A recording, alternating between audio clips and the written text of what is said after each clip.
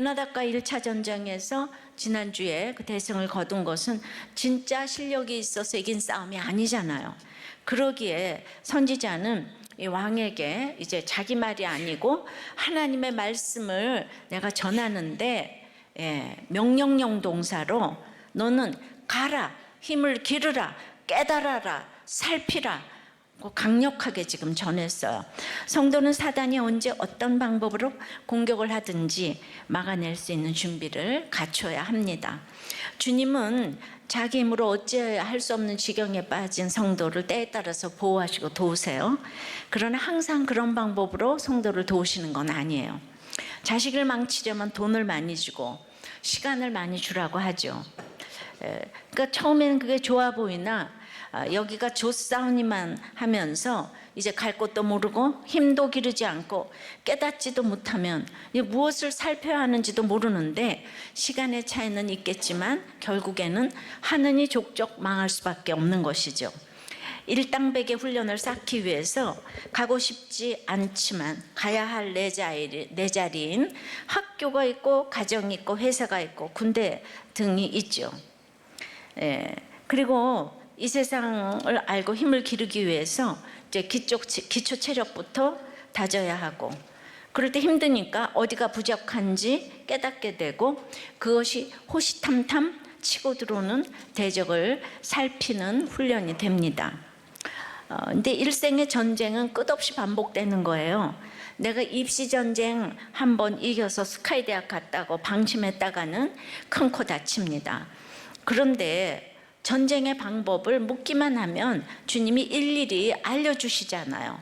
그러니까 1차 전쟁 때도 아합의 그 신랄 만한 믿음을 보시고 구체적으로 청년들을 먼저 보내고 선봉은 아합 왕이 서라고 하셨어요. 근데 아합은 이제 선봉을 서지도 않았지만은 하나님은 긍휼히 여기셔서 대승을 하게 하셨어요. 저도 제가 전하는 예수님 때문에 제가 연약함에도 불구하고 아껴보아 이게 멸하지 않으신 것들이 얼마나 많은지 모릅니다. 그러니까 이스라엘 나라 때문에 그 아합을 멸하지 않은 것들이 정말 많더라고요. 그러니 여러분도 그 하나님 나라 때문에 예수의 이름을 전해야 합니다. 여러분들이 잘나서가 아니라 우리는 사명이에요. 그러니까 이 모든 것에 은혜가 아니면 정말 저도 설 수가 없습니다. 결국 아람과 북이스라엘의 전쟁에서 북이스라엘의 그 총지휘관은 아합 왕이 아니고 하나님인 걸 알 수가 있잖아요. 성경은 그것을 계속 알려주시는 거예요. 그러니 참된 예배 드리는 구조 속에 있는 것이 얼마나 영육 간의 실력을 쌓는 비결이고 지켜주시는 비결인지 모릅니다. 주님을 모르면 왜 이렇게 고리타분하게 살아? 아니 큐티는 뭐야? 수요예배는 뭐야? 한 번 사는 인생 먹고 마시고 마음껏 즐기고 가야지, 라고 생각하지만 후에 죄의 싹이 너무나 크게 기다리고 있는 거예요. 먹고 마시지 말라는 게 아니에요. 그러니까 목적이 무엇인가라는 것이죠. 참으로 인생이 죄인이라서 겉으로 보기에 모범생이고 열심히 살았어도 죄 많은 곳에 은혜가 넘친다고 하셨는데, 죄를 모르는 사람은 그것이 가장 큰 죄이기에 죄의 기록부는 다 거기서 거기 똑같습니다. 다만 죄에 대한 체감 온도가 좀 다르죠. 그것을 믿음의 분량이라고 이제 합니다. 우리 그리스도인들은 세상이 비록 험하고 주변의 대적의 그 공격이 극심하더라도 우리 인생의 총지휘관 되시는 하나님만을 의지하고 살아야 하는 것을 이제 치열하게 훈련을 해야 몸이 기억을 합니다. 그래서 그 당시 바알에게 무릎 꿇지 않은 7,000명을 남겨두셨다고 하셨는데, 엘리야 외에도 이렇게 선지자가 있었던 것을 알 수 있죠. 그러니까 치열하게 훈련하신 무명의 할머니, 할아버지, 아버지, 어머니, 목사님, 선교사님, 사장님, 회사원 등 지금도 진짜 천국의 실력자들은 숨어 있을 수 있다는 거예요. 엘리야 하나만 유명하잖아요, 그죠? 적용해 보세요. 너는 가라, 힘을 기르라, 깨달아라, 살피라 중에 지금 어디 계세요? 그래서 무엇을 잘하고 무엇을 못합니까? 그러기 위한 여러분의 예배는 치열하게 훈련이 돼서 몸이 막 기억을 합니까? 수요일 날 막 저절로 버스를 막 타러 나옵니까? 예배 가야 돼서. 직장에서도 몸이 막 그냥 기억을 해가지고 몇 번 버스를 딱 타고 그렇게 오십니까? 이게 그냥 밥 먹으면 기억이 돼서 몸이 기억을 해야 돼요. 지난주 나눔이에요. 공장 옆 부지를 다른 사람이 샀는데 그 땅을 조금 침범한 것으로 측량 결과가 나왔다는 거예요. 그러니까 처음에는 우리가 오랫동안 그냥 계속 써오던 것이니까 앞으로도 그냥 쓰라고 했던 사람이 갑자기 내용 증명으로 경계 침범에 대한 터무니없는 배상을 요구해 왔대요. 그래서 적당하다고 생각되는 액수의 3배를 주겠다고 해도 원하는 액수가 아니면 이제 무조건 이제 철거하라고 할 것 같다는 거죠. 그럼 여러분 이럴 때 뭐라고 처방하겠어요? 어떻게 그런 나쁜 주인이 있을 수가 있어? 아이고 못됐네. 뭐라고 얘기할 거? 세상에서는 뭐라고 얘기하겠어요? 그런 잡을리움 이러면서 이럴 거 아니에요? 예. 근데 말씀이 참 능력 있어요. 예. 목자님이 이렇게 처방을 했어요. 아합한테 느닷없이 베나닷이 나타나서 제일 좋은 것을 가져가겠다고 하는데 왜 갑자기 이런 요구가 들어왔는지 자기 자신을 한번 보세요. 내 안에 항상 100% 옳지 않은 내가 있는데 화친했던 사람이 갑자기 태도를 돌변해서 나한테 요구하는 것은 그 사람이 하는 수도 있지만 하나님께서 하신 일일 수도 있으니까 공동체에서 하나님이 나한테 왜 이런 일을 주셨을까 하며 자꾸 묻고가는 것이 필요한 것 같습니다. 우리 모두 지난주 말씀처럼 장로가 돼서 듣지도 허락하지도 말아야 할 것을 같이 묵상하고 가는 수밖에 없을 것 같고요. 지난주 그 설교 말씀과 이 사건은 딱 맞는다고 생각합니다. 예. 저는 이런 말씀을 나누는 것이 평범해 보이지만 치열하게 몸이 기억을 하는 훈련이라고 생각을 합니다. 그랬더니 이 처방을 보고 다른 목원들이 그 처방이 너무 훌륭하시다고 옆에서 이거 너무 그게 이제 오늘 인상 깊다고. 예, 여러분도 인상 깊습니까? 그러니까 내가 오늘 사건에서 오늘 설교 말씀을 이렇게 이거 그냥 설교 대지 갖다가 준 거잖아요. 이걸 못해요. 사람들이 그 주인 욕하는 거밖에 할 수 있는 말이 없어요. 맨날 그놈 나쁜 놈, 나 좋은 놈, 너는 나쁘고 나는 나는 옳고, 그죠? 그러니까 우리가 굉장히 세련됐다 이거예요. 알았죠? 욕을 하지 않을 수 있는 비결을 가르쳐 드리잖아요. 자, 두 번째는 사단은 더욱 치밀하게 준비하기 때문이에요. 치밀하게 준비하기 때문이에요. 자, 그래서 그 23절서부터 7절까지는 왜 전쟁에 졌나 패인을 분석하는 내용인데요. 23절에 아람 왕의 신하들이 왕께 아뢰되 그들의 신은 산의 신이므로 그들이 우리보다 강하였거니와 우리가 만일 평지에서 그들과 싸우면 반드시 그들보다 강할지라 또 왕은 이 일을 행할지니 행하실지니 곧 32명의 왕들을 제하여 각각 그곳에서 떠나게 하고 그들 대신에 총독들을 두시고 이러면서 이제 쫙 얘기를 합니다. 그러니까 아람 왕과 그 신복들은 패인을 분석하고 2차 침략의 전략을 짜는 내용이 이제 나오는데 먼저 그들은 하나님을 산의 신으로 단정을 했어요. 이제 그럴 수 있죠. 하나님이 신의 산에서 언약을 맺었고 산당에서 제사 드렸고 특히 가장 최근에는 850명의 바알 선지자를 죽였기 때문에 안 믿는 그들은 미신적이고 당연히 기복적이기 때문에 산의 신이라고 생각을 하는 거죠. 일본 인구가 1억 2천인데요. 신이 1억 2천 개보다 더 많대요. 예, 그래서 고양이 신도 있대요. 그러니까 모든 것에 그 신의 이름을 갖다 붙였다고 하는데 어쨌든 24절에 그 아랍 왕의 신복들이 모양새에 불과했던 그 32개 왕들에게서 지휘권을 뺏어가지고 실제적으로 전쟁에 익숙한 군대 장관들에게 이걸 넘겨줘야 되고 잃어버린 군대와 병기들을 보충하고 병거와 말에서 절대 우위를 보이고 있는 아람군의 특성상 이제 산의 신을 피해서 평야에서 싸우면은 우리는 이제 이긴다. 그렇게 보고를 했더니 이 모든 분석들은 참으로 인간적인 판단에 근거할 때 대단한 전략 아닙니까? 베나닷은 이를 그대로 받아들여 가지고 2차 침공을 수행했지요. 여기에 비해 이스라엘은 그냥 초라하기 짝이 없는 두 무리의 적은 염소떼와 같았다고 지금 이렇게 나오고 있습니다. 아람이 이 모든 전략을 가지고 그 땅에 가득한 사람으로, 사람도 동원을 잘해요. 전쟁에 임하는 것은 믿는 우리도 해야 할 일이고 배워야 할 일이에요. 이 땅에서 괜히 인류가 되는 게 아닙니다. 그러나 마지막 결론이 중요하잖아요. 그들에게 한 가지 없는 것이 있는데 하나님이 없네요. 하나님 없는 자의 말, 하나님을 제한하는 이 말에 그 전략을 가지고 임했잖아요. 아마도 하나님 없는 고위 광녀들이 머리를 맞대고 회의를 하는 것이 이런 것이 아닐까 싶습니다. 그러니 내가 이기고자 하나 하나님을 알지 못하는 삶은 첫 단추부터 헛된 노력에 헛된 노력의 그 연속일 뿐이라는 걸 알 수 있어야 합니다. 이러한 이들의 확신은 산들의 신이 아닌 무소부지하시며 전지전능하신 여호와 하나님의 섭리와 능력을 모르기 때문입니다.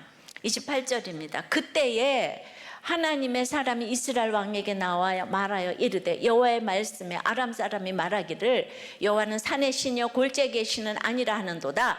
그러므로 내가 이 큰 군대를 다 내 손에 넘기리니 너희는 내가 여호와인 줄을 알리라 하셨나이다 아니라.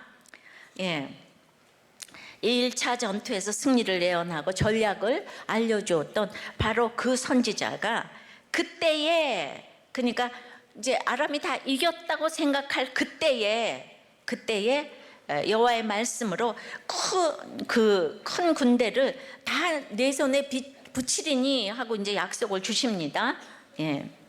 하나님은요, 하나님을 대적하는 모든 계획과 말과 숨소리까지 다 들으십니다. 그래서 바로 그때에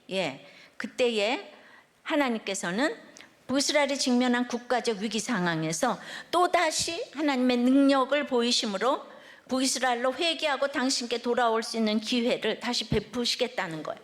하나님이 능력을 보이시는 것은 항상 내가 회개하기 위해서, 하나님께 돌아오게 하기 위해서.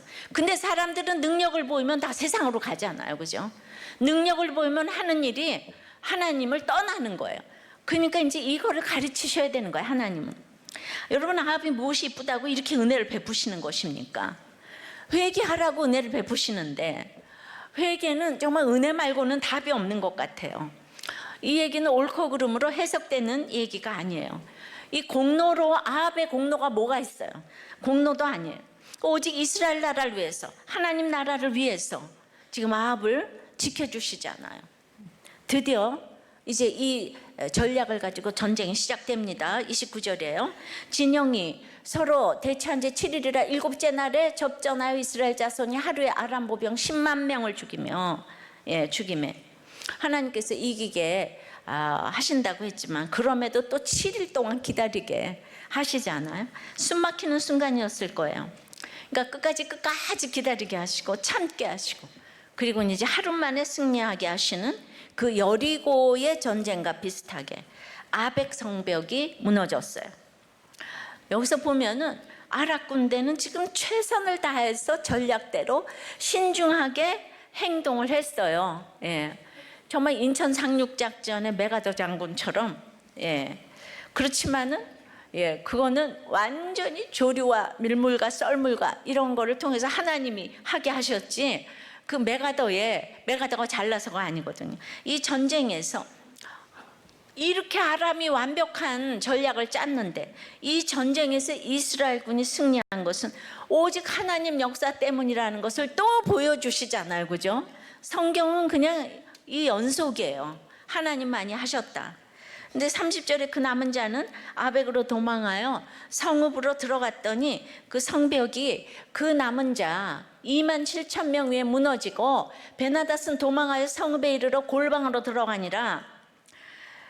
여기서 중요한 것, 이 베나닷이 성벽이 무너지는 와중에도 10만 명이 죽은 와중에도 또 살아남았대요. 그러니까 무조건 사로잡아야 할 사단의 괴수가 얼마나 끈질긴가를 보여주는 거죠.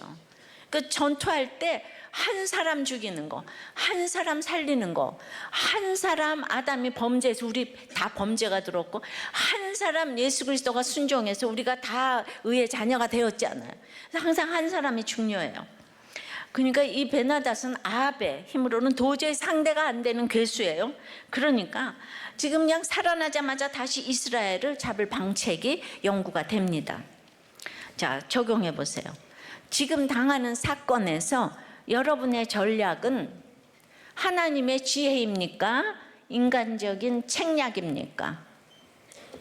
하나님의 지혜로 이 사건을 생각하기 위해서 인간적인 꾀를 계속 내고, 이거 그냥 군병을 갖다가 쏟아붓고 뭐하고 말가 이거를 해가지고 이럽니까? 저 세 번째는 그대로 당하는 거는 공의와 그릇된 긍휼을 분별하지 못하기 때문이에요. 공의와 그릇된 긍휼, 분별하지 못합니다. 31절부터입니다.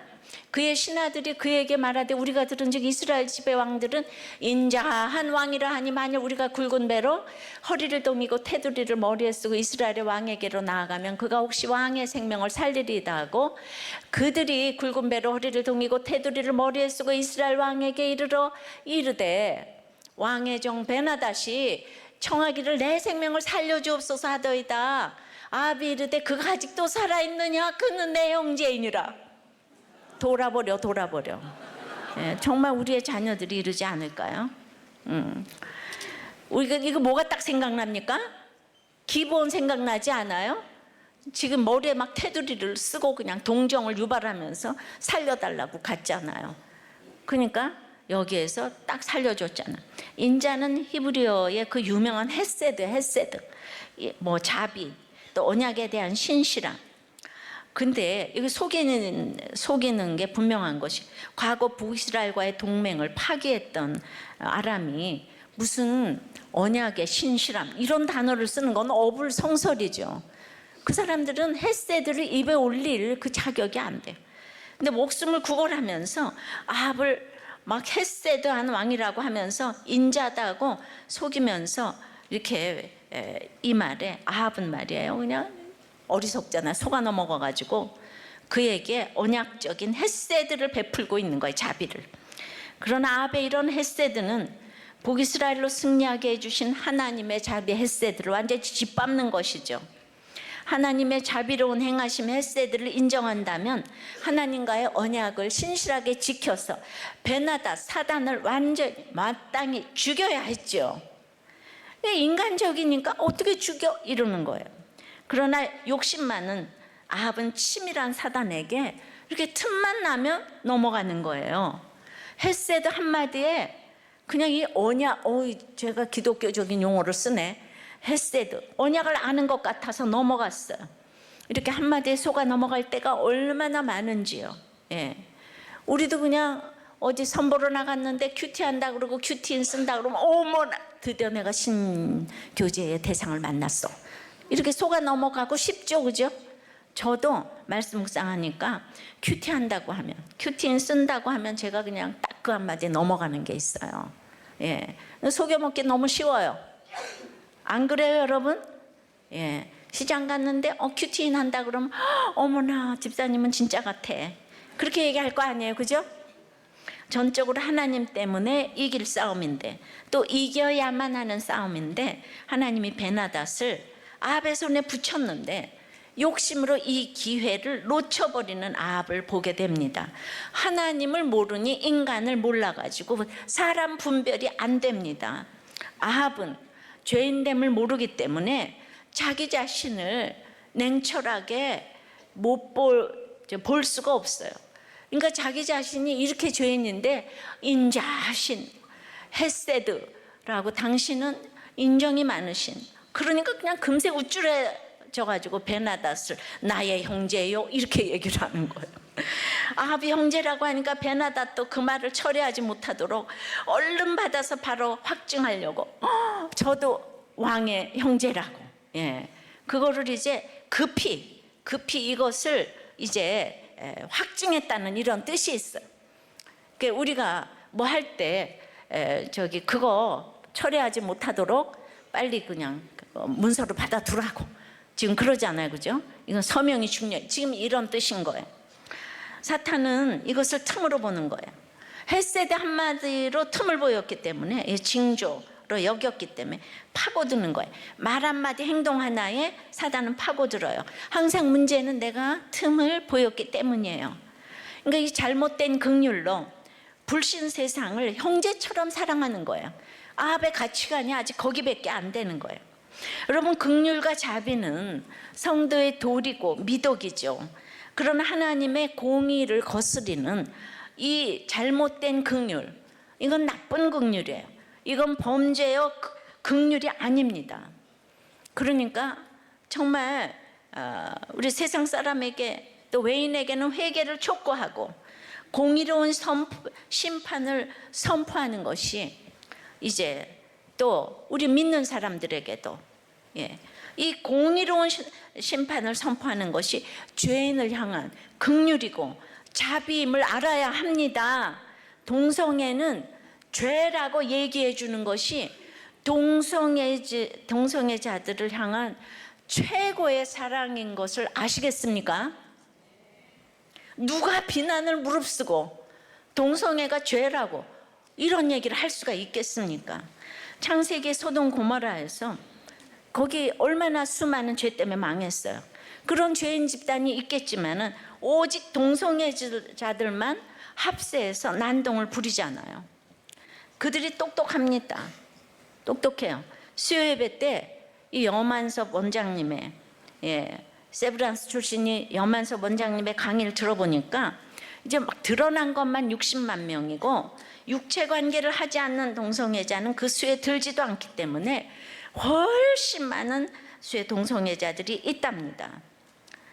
근데 그 동성애로 비롯되는 그 에이즈 환자의 약값은 한 달에 600만 원이라는 거예요. 그리고 에이즈의 간병인은 또 특별해서 20만 원이 지급된다는 거예요.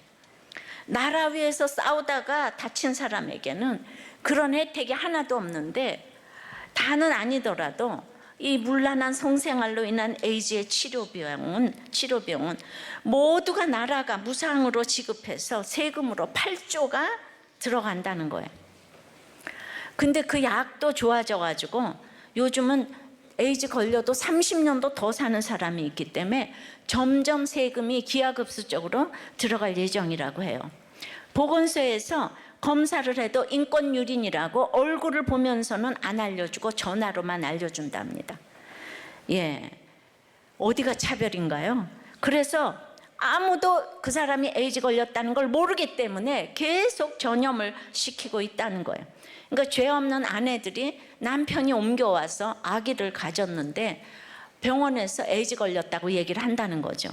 그러니까 그 아내의 죄가 아니잖아요, 그죠? 공의와 그릇된 긍휼을 분별하지 못하기 때문이죠. 7만 번의 임상 경험이 있는 에이즈 전문 의사인 세브란스 출신이 염한섭 원장님의 레인보우 리턴즈를 정말 구독하시고 이 강의를 꼭 들어보시기를 바랍니다. 이론으로 알다가 실체를 보게 되어 너무 놀랄 것입니다. 똑똑한 그들이 귀족 집단이라는 것이 맞습니다. 날로 퀴어 촉제에 사람을 많이 참여시키고 자꾸 보다 보니까 혐오감이 점점 이제 없어지게 되는 거를 노리면서 실제로 그렇게 되어가고 있어요. 막 혐오감이 들다가 자꾸 보니까 무뎌지는 거예요. 그러면서 세력화되고 있습니다. 그러니까 이런 말 하는 게 이게 무서운 일이에요. 영 원장님은 식구들을 다 외국으로 도피시켰다고 해요. 그러나 유황불로 심판받은 소돔 고모라의 구체적인 죄인 집단은 동성애자 그룹 하나뿐인 걸 생각하면 이것이 이제 우연이 아닌 것 같습니다. 내가 지옥을 경험하면 가지 말라고 외치지 않겠습니까? 지옥을 경험하지 않았기에 지옥이 될 수냐고 해요. 죽으면 끝이라고 하는 거예요. 항암 하나만 해보아도 죽을 수도 살 수도 없는 고통 속에서 지옥이 있겠구나를 확실히 제가 알았다고 했는데, 물론 항암하면서 주님을 만나지 못하는 사람도 또 많아요. 이건 물론 택자여야 되지만, 근데 우리들 교회는 동성애자들이 와서 주님을 만나고 또 고백을 하고 분리해서 판교와 휘문에서 목자를 하면서 승리하신 분도 여럿 있고요. 청년부에서 동성애를 오픈한 자매와 결혼한 현직 사역자도 있어요. 죄인 줄 알면서도 아직 매듭이 지어지지 않아서 안타까워하는 지체도 여럿 있어요. 그러나 이 모든 사람들이 죄가 아니라고 항변하는 사람은 한 사람도 없어요. 이것이 복음의 능력이에요. 그래서 제가 수많은 죄를 우리가 오픈하지만 동성애가 가장 끊기 힘들다는 것도 경험을 이제 합니다. 그래서 안타까운 것이죠. 그러니까 지금같이 죄인 줄 알면서 안타까워하면서 가는 것이 정상인데, 근데 이게 진짜 세력화되는 것이 창세기의 소돔에서처럼 그 아브라함이 왔잖아요. 근데 롯이 이렇게 이제 그 감춰주려고 하니까 원근에서 노소를 막론하고 다 모여가지고 내놓으라는 거예요. 원근에서 노소를 막론하고 다 백성이 모였다고 그래. 그러면서 그를 상관하리라. 이게 얼마나 이익 집단이 되어서 행패를 부리는 것처럼 정말 상상 못할 일이 일어나서 이 동성애를 수면으로 드러내서 마음대로 하도록 합법화해달라는 거 아닙니까? 근데 그 소돔 고모라에 유황불이 떨어지는 멸망이 온다고 할 때 사위들이 농담으로 여겼다고 했는데, 우리도 아무리 망한다는 얘기를 들어도 농담으로 지금 여기고 있다는 말이죠. 요즘 이 문제가 너무 큰 문제이기 때문에 저도 자꾸 중심이 불붙는 것 같아서 또 부르짖습니다. 통과가 코앞으로 다가왔기에 저라도 이 아합과 베나닷의 싸움같이 승산 없는 싸움이라고 다들 그래요. 그래도 외쳐야겠어요. 우리들 교회 동성애 지체들은 저 아무도 안 미워해요. 제가 정말 사랑으로 이 말을 한다는 것을 알아요. 그렇게 오픈해도 목자도 되고 사모도 되고 엄마도 되어서 아이들 때문에 지지고 볶고 하면서 여전한 방식으로 우리와 같은 죄를 짓고 죄와 싸워가고 있는 다 평범한 사람들이 되기도 하고, 아직도 거기 미치지 못하는 사람도 있지만요. 자, 34절. 베나닷이 왕께 이르되 내 아버지께서 당신의 아버지에게서 빼앗은 모든 성읍을 내가 돌려보내리이다. 또 내 아버지께서 사마리아에서 만든 것 같이 당신도 다메섹에서 당신을 위하여 거리를 만드소서. 아합이 이르되 내가 이 조약으로 인해 당신을 놓으리라 하고 이에 더불어 조약을 맺고 그를 놓았더라. 이제 이전에 베나닷 1세가 사마리아가 자기를 위하여 거리를 만든 것처럼 아합도 아람의 다메섹 거리에 아합 거리를 만들어 주겠다고. 그러니까 이게 어떤 무역에 대한 협정을 지금 얘기를 하는 거죠. 32개국 그 연합에 총 두목 이렇게 나오니까 아합이, 어리석은 아합이 얼마나 속기가 쉬웠겠어요. 그러니까 자기 자신을 아는 것이 제일 어려운 것인데, 겸손해야 자기 자신을 아는데 이게 겸손한 것이 또 인간의 마음대로 되는 거 아니죠. 그릇된 긍휼은 하나님께 묻지 않을 때 나오는 거예요. 그러니까 조금이라도 전쟁에서 지는 것 같으면 묻다가 이기기만 하면은 자기 생각이 나오는 거예요, 아합한테. 그러니까 여러분들한테 잘 사는 게 꼭 축복이 아닌 거예요. 힘들 때는 와서 공동체에 나오다가 조금 되면은 안 나오는 거예요. 그래서 이렇게 이긴 것 같으니까 자기 마음대로 생각해서 교만하게 조약을 맺고 놓아준 거죠. 하나님께서 이스라엘과 맺으신 언약을 기억하사 불쌍히 여기시고 당신의 선지자를 보내사 구원의 메시지를 전하시고 말씀 그대로 승리하게 하셨어요. 그런데 바로 아합은 하나님 나라의 전쟁 규칙에 따라 마땅히 죽여야 할 사단의 왕 베나닷과 오히려 언약을 맺고 그를 살려보내줌으로써 하나님과의 언약을 정면으로 깨트렸음을 보이는 거예요. 이거는 막대한 지금 경제적인 이권, 그게 얼마 가지도 않는 건데 이권과 관련이 되어서 주의 언약을 세상 재물과 바꿨어요. 그러니까 이런 세상은요, 그러니까 이 동성애를 죄다 이런 거 이해하지 못하는 일이기 때문에 지옥을 경험한 우리는 지옥까지 말고 같이 천국까지 하고 지금 물 건너 생명줄을 던지고 있는 거예요. 그러니까 그러니까 13절, 22절, 28절에 선지자가 아합에게 분명히 하나님의 말씀과 약속을 주신 것은 모두가 다 아는 것인데요, 아합이 베나닥과 약조한 것은 결국 어리석은 아합이 하나님을 만홀히 여기고 묻지 않고 행했기 때문에 이거는 선한 마음이 아니라 그냥 허영에서 나온 자기 욕심으로 놓아준 악함인 거예요. 하나님의 말씀은 모두가 이해하도록 주어지는 건 아니에요. 또 이해 못한다고 지키지 말라는 것도 아니에요. 아합 역시 베나닷에 대한 자신의 계산과 외교적 이해득실과 관계없이 아람의 군대를 자신의 손에 붙이신 하나님의 뜻에 따라 그를 마땅히 죽였어야 하는 거예요. 사실 세상에서 보면 아합의 모습은 신랄 같지만 하나님께 묻기도 하고 융통성을 발휘한 것처럼 보이기도 해요. 그리고 패배한 적에게는 자비를 지금 베푸는 관대한 또 왕으로 보이잖아요, 그죠?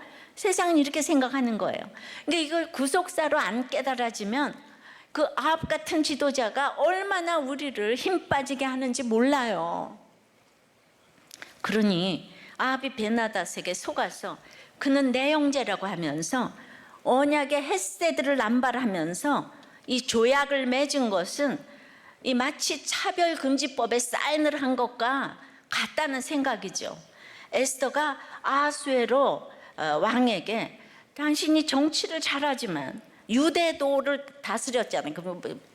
120개가 넘는. 그렇지만은 내가 원하는 것은 오직 유대인 학살법에만 사인하지 말아달라고 부탁하잖아요, 에스더가. 한 것처럼 지금 저도 오직 차별금지법, 낙태법이 통과되지 않기만을 간절히 기도하면서 이 정부에 청합니다. 이게 유대인 학살법이라고요. 기독교의 학살법 맞아요. 이게 에스더처럼 아하수에로를 감동시킬 수만 있다면 나라의 절반이라도 주겠다고 했는데 누가 이 정부를 감동시킬 한 사람일까요? 예, 그 한 사람을 위해서 기도하고 저와 우리들 교회 때문에 감동이 될까요? 이럴 때면 정말 좀 감동했으면 좋겠습니다.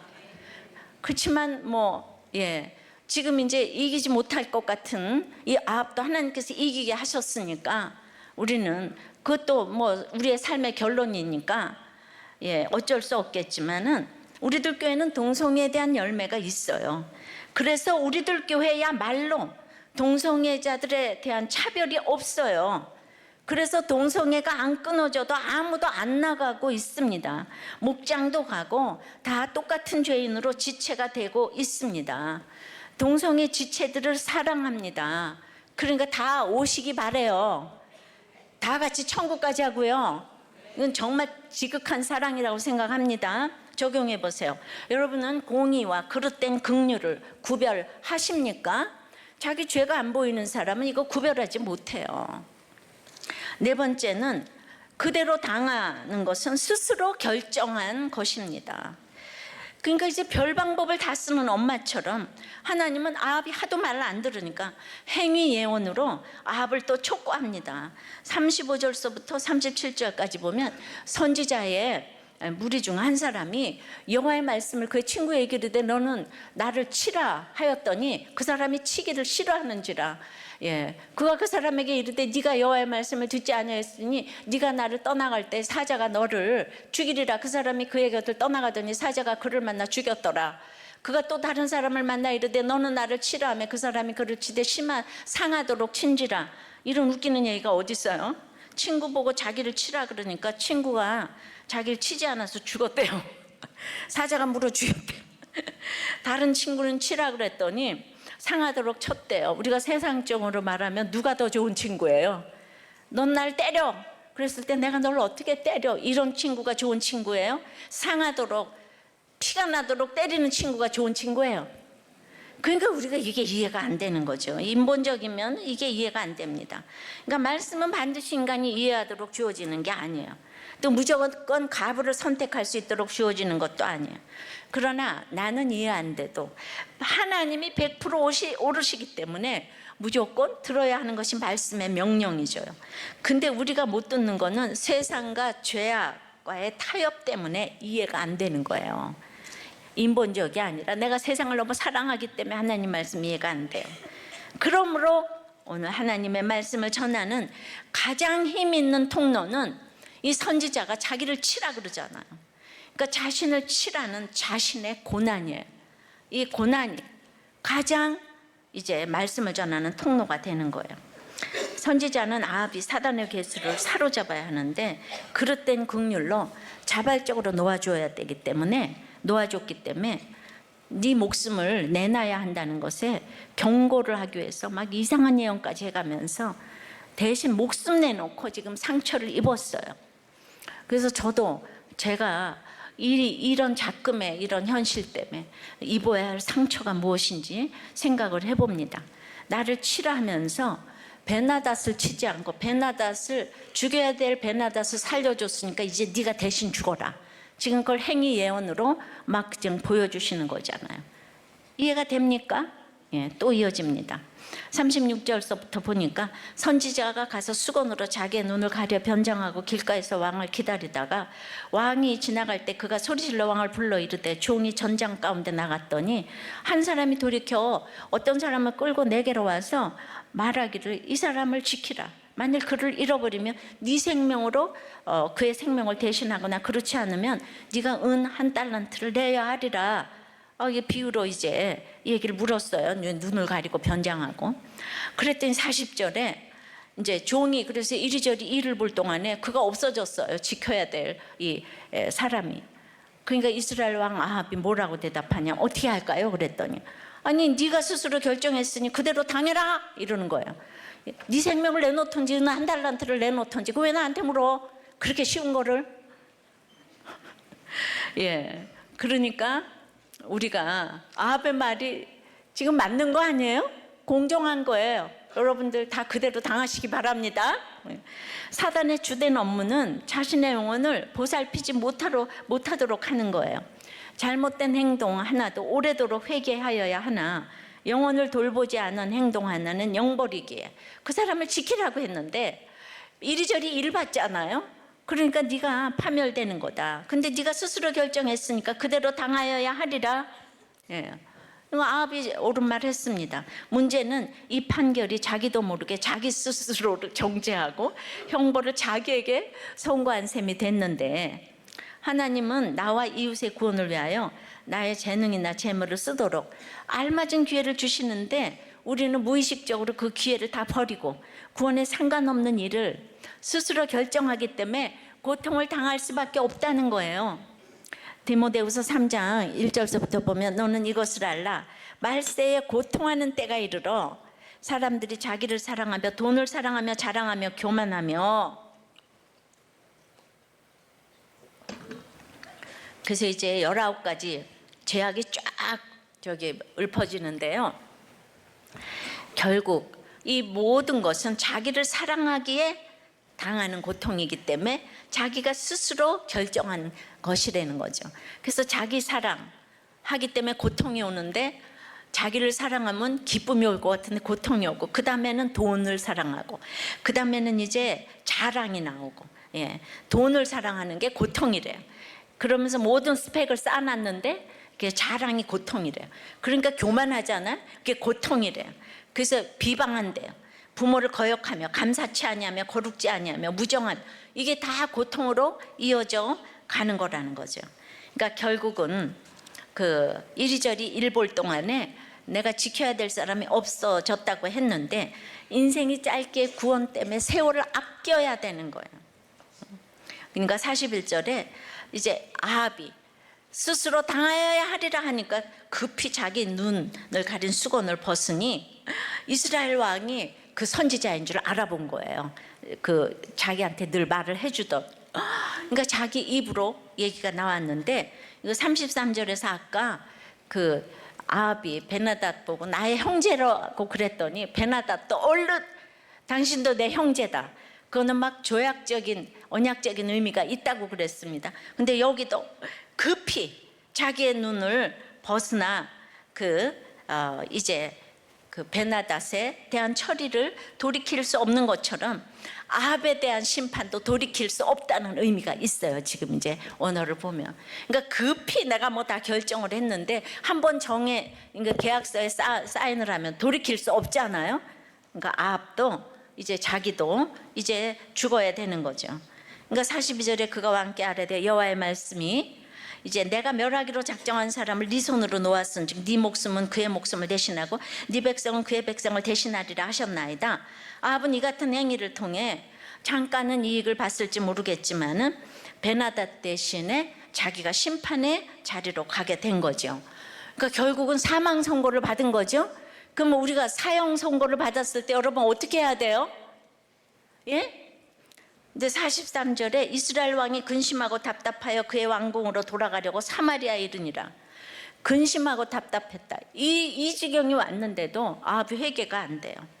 근심하고 답답한 것은 이제 원문은 근심하고는 기분이 나쁘고 노하고 답답하여는 화난, 격분한이란 그러니까 분노 조절 장애가 이 사람이 있는 거예요.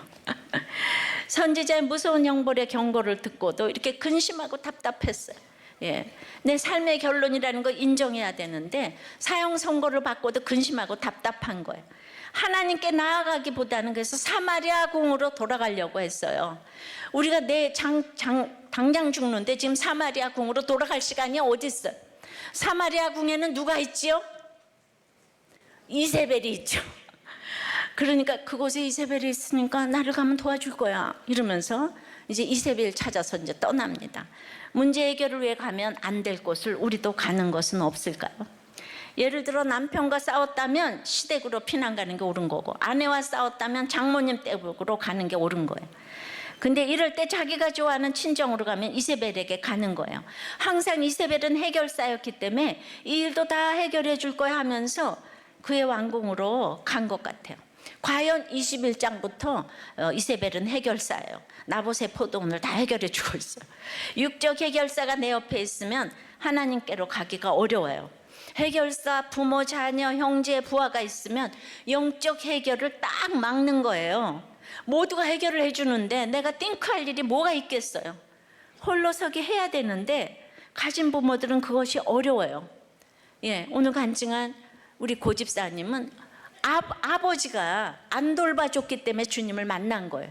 부자 아버지가 절대로 안 돌봐주니까, 10,000원도 안 주니까 지금 애가 초등학교 가게 됐는데, 아합은 마지막 사형 선고를 받았는데도 회개가 안 되는 거예요.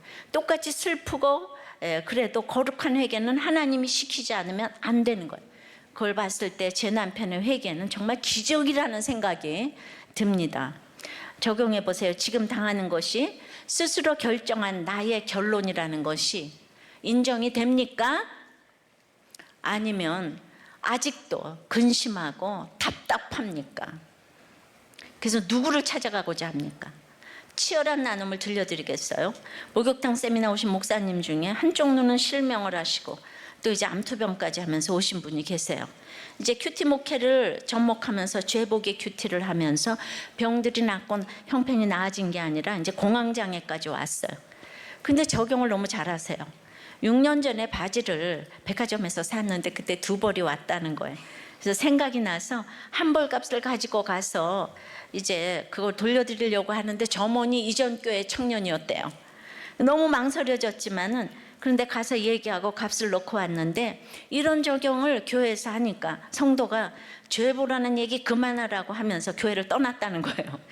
그런데 왜 큐티 목회를 하시냐고 하니까 자기가 이렇게 적용해서 하는 설교는 준비가 훨씬 힘들지만은 그런데 이전에 설교했던 내용은 아무것도 기억이 안 나는데 자기가 지금 큐티 설교하면서 한 이 설교 내용은 다 기억이 나더라는 거예요. 말씀이 기억이 나는 거, 이것이 치열한 정말 훈련이라고 생각해요. 사모도 첫날 목욕탕 세미나 와서 듣다가 가려고 했지만 다시 생각해 보니까 큐티가 다른 게 아니고 복음 그 자체고 십자가에 도라는 것이 깨달아져서 이제 남편과 같이 서로 설득하면서 왔다는 거예요. 저는 이런 교회가 전국에 세워져야 한다고 생각합니다. 주님이 도와주셔야 돼요. 또 목욕탕 세미나 오신 또 다른 목사님은 자기 딸이 결혼하고 나서 힘들었는데 그냥 우리들 교회 부목사님들의 설교를 들려줬대요. 목사님들도 이렇게 사시는데 네가 힘든 거는 당연하다 이러면서 사돈에게 무릎 꿇고 1시간을 빌고 들어드리고 사위에게 회개를 하셨다는 거예요. 다들 치열한 훈련을 하시며 이게 몸에 익히시는 것 같아요. 이런 분들은 그대로 당하라고 해도 아멘 할 것 같아요. 내 삶의 결론이니까. 이분이 큐티책을 100권을 사세요. 이 찌질하고도 리얼한 60명의 간증이 있기 때문에 아직 큐티는 제대로 안 되기 때문에 장년 큐티인, 청소년 큐티인, 어린이 큐티인 간증문에 집중을 하면서 2달 것을 다 읽는 분도 있대요. 어려우니까 그 간증문만 읽어도 큐티가 된대요. 근데 작년 것만도 그 청소년 것도 너무 그냥 아깝고 어린이 것도 아까워서 간증 다 사서 맨날 다 읽는다고. 이게 큐티 훈련이 된다고.